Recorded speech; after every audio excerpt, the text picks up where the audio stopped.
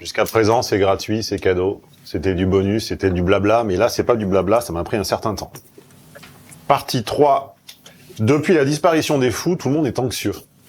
Historiquement, on a vu des mots se substituer aux autres.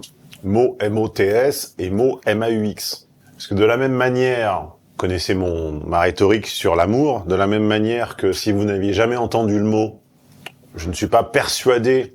Qui a déjà été amoureux? Tout le monde? Bon. Si vous n'aviez jamais entendu le mot, jamais entendu le concept et jamais entendu les symptômes, je ne suis pas certain que vous l'auriez inventé. En fait, vous n'en saurez rien que vous aviez été amoureux.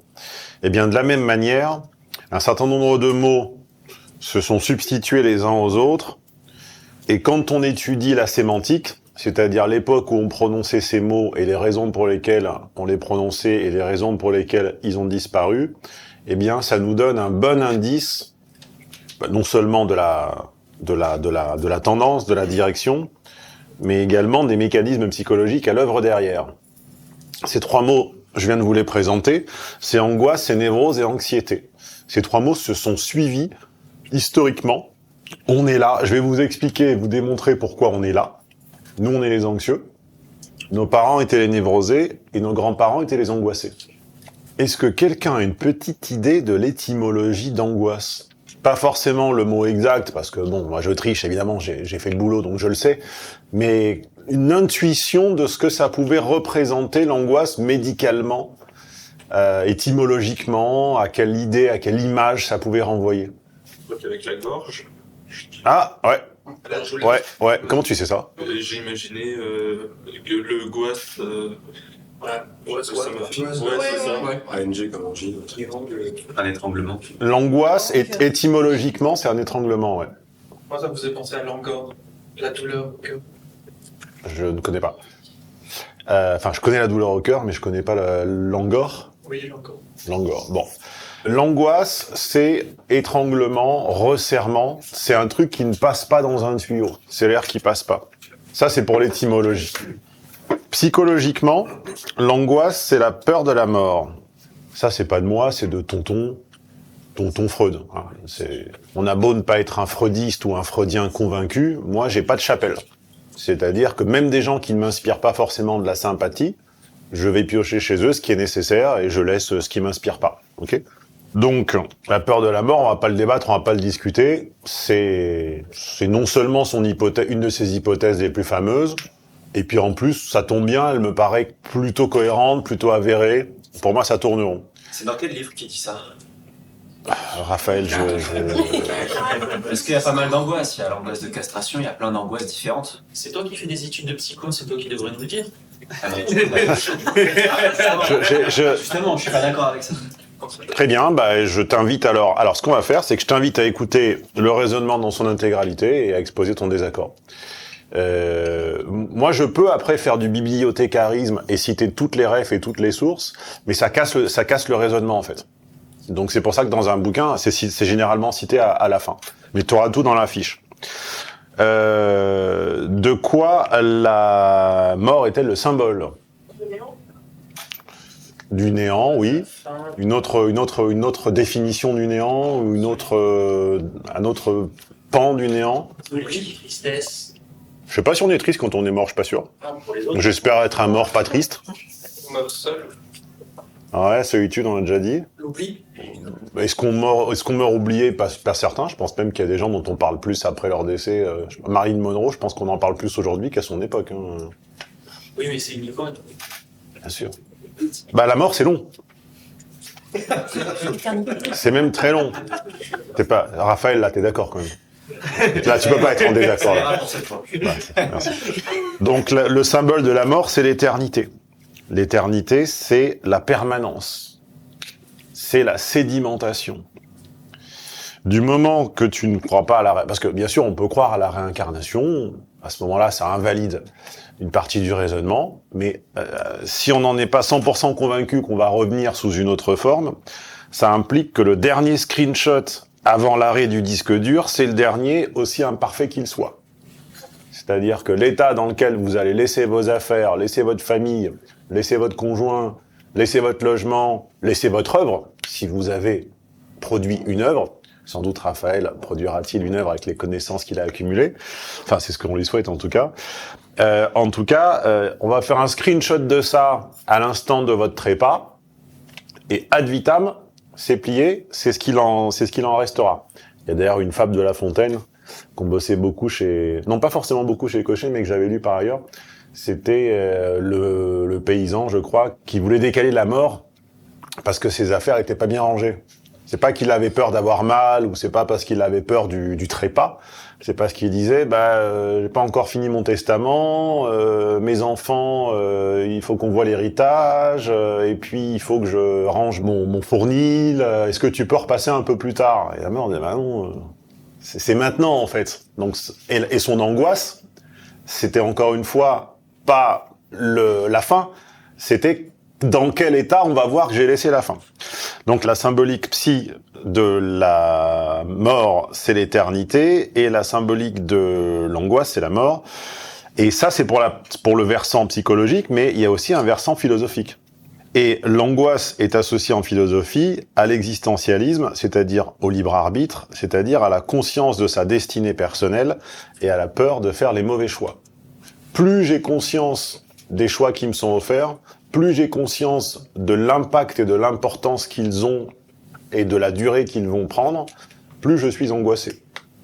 Et alors là, vous allez me dire, parfois j'ai fait des choix déterminants en 5 minutes. Oui, mais c'est aussi une manière de surmonter l'angoisse quand elle est trop forte, c'est de jeter les dés. Moi, je me rappelle, mon choix d'orientation professionnelle, je l'ai fait en 5 minutes sur le bureau de la conseillère d'orientation. À l'époque, c'était pas sur des écrans, c'était sur du papier. Il fallait hiérarchiser les classes prépa qu'on voulait, sachant que chaque classe prépa potentiellement menait à une forme d'école. Si on choisissait MPSI, on n'allait pas dans toutes les écoles. Si on choisissait une telle, on n'allait pas. Je sentais bien d'une manière ou d'une autre que je n'avais pas la moitié des éléments nécessaires pour choisir là où j'allais, parce qu'à l'époque, il n'y avait pas Internet. Aucun de mes parents, aucun de mes proches n'était passé par là. Mais j'ai quasiment tout mis comme ça, pour donner le change. Donc, 2 versants à l'angoisse, le versant psychologique et le versant philosophique. Le versant psychologique, c'est la disparition, qu'est-ce que je laisse? Le versant philosophique, c'est je suis bien seul pour faire des choix bien déterminants, qu'est-ce qui va se passer si je choisis mal et que je peux pas revenir en arrière? Tu nous parlais, Raphaël, pour t'inclure, dans tu me donnais différentes notions d'angoisse, et qui étaient lesquelles, rappelle-moi? Il y en a plusieurs. L'angoisse de morcellement, l'angoisse de castration, il y a tout un tas d'angoisses différentes. Mais la castration, c'est une petite mort. Indirect, la castration, c'est ne pas prolonger la vie. La mort, c'est quelque chose de global. C'est la fracture de l'être en entier. Oui, je sais ce que c'est que la mort, mais la castration, c'est s'empêcher de donner la vie. Ça dépend. La castration, c'est pas s'empêcher de donner la vie. Si. Ok, alors. Là, s'empêcher de donner la vie, ça veut pas dire mourir de soi. Non, mais ça, je suis bien d'accord que quand on te castre, tu ne meurs pas. Oui, mort indirecte, une mort différée, si tu veux. Une mort à crédit. Pour ceux qui ont la ref, un en fond. Donc, allez, pour faire plaisir à Raphaël, mort, castration et philosophique, on a dit existentialisme. L'existentialisme étant la conscience de son libre arbitre, la conscience de sa destinée personnelle. Et moi, je trouve notre tonton Jean-Paul Sartre un petit peu léger sur l'existentialisme. Je trouve qu'il oublie un angle qui est que ça n'est pas seulement la conscience de sa destinée personnelle, c'est pas seulement la conscience de où on va, c'est la conscience de qui pilote. J'ai vécu une anecdote un jour qui m'a fait réaliser ça, c'est que j'étais en scooter et j'étais passager. Non, je conduisais le scooter et j'avais un passager. J'avais une passagère derrière et je ne connaissais pas encore bien la ville où je me trouvais. Et on a rejoint des gens et ces gens étaient convaincus que c'est moi qui pilotais. Alors qu'en réalité, certes, je tenais un objet. Certes, c'est moi qui tournais le guidon. Mais en fait, j'étais guidé. Donc, j'ajouterais à l'existentialisme que c'est pas seulement la conscience de choisir sa direction, c'est la conscience que parfois tu empruntes la direction qu'on t'impose. Et que ceci, selon la personne qui te l'impose, peut alléger l'angoisse ou peut l'augmenter. On verra tout à l'heure la problématique du couple. Parfois, quand tu es en couple, tu es obligé de faire des compromis. Tu es en couple, Raphaël? Non, oui, non. Ne se prononce pas. Non, Ça me ne regarde. se prononce pas. D'accord. Ça dépend ce qu'on appelle. Ok.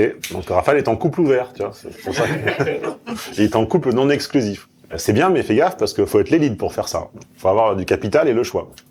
Sinon, on finit comme Thomas Messia.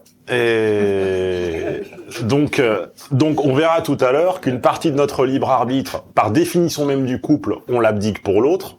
Par contre, on va se demander qui est l'autre et qu'est-ce qu'on abdique. Et c'est là qu'on fera une étude de texte de Lara Fabian, tu es mon autre. C'est pas au programme Lara Fabian tu vois. C'est ma largeur d'esprit par rapport à tes profs. C'est que moi, je vais de Steinbeck à Sartre en passant par Lara Fabian. Donc, et attends, tu es génial. Donc, l'angoisse, on rappelle, 2 versants, psy et philosophique. Mais, à un moment, on a vu, à la fois dans la littérature, à la fois dans les témoignages historiques, à la fois dans les examens avec les professionnels, que le terme d'angoisse et les occurrences de l'angoisse ont diminué et qu'il y a quelque chose qui a progressivement augmenté au point quasiment de prendre la place, que ce soit dans les manuels, dans toutes les formes de témoignages qu'on avait. C'est la névrose.